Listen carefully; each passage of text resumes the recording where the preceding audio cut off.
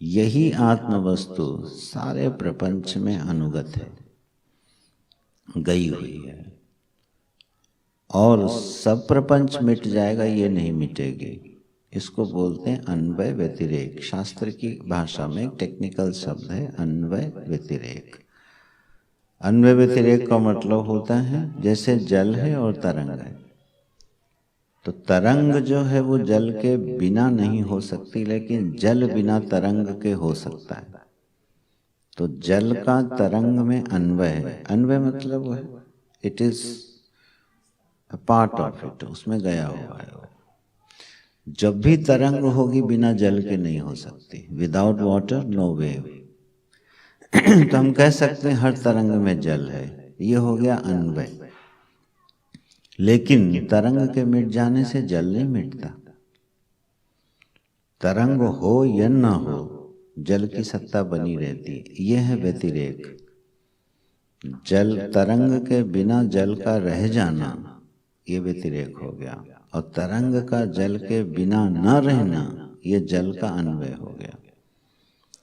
तो इस तरह से कौन सी ऐसी वस्तु है जिसके बिना प्रपंच नहीं रहेगा, और प्रपंच ना रहे फिर भी वो रहेगा, उसका नाम है सत्य वस्तु। अच्छा, वृत्तियां मिट जाती हैं तो मैं मिट जाता हूं क्या? दिन भर में हजारों वृत्तियां आती हैं, हजारों भाव उदित होते हैं, ठीक है। मेरी जो सत्ता है क्या उन पे डिपेंड कर रही है? वो सुषुप्ति में नहीं होती हैं तब भी मैं रहता हूं। गहरी नींद में कोई वृत्ति नहीं होती फिर भी मैं तो रहता हूं। लेकिन कोई भी वृत्ति मेरे बिना रह सकती है क्या?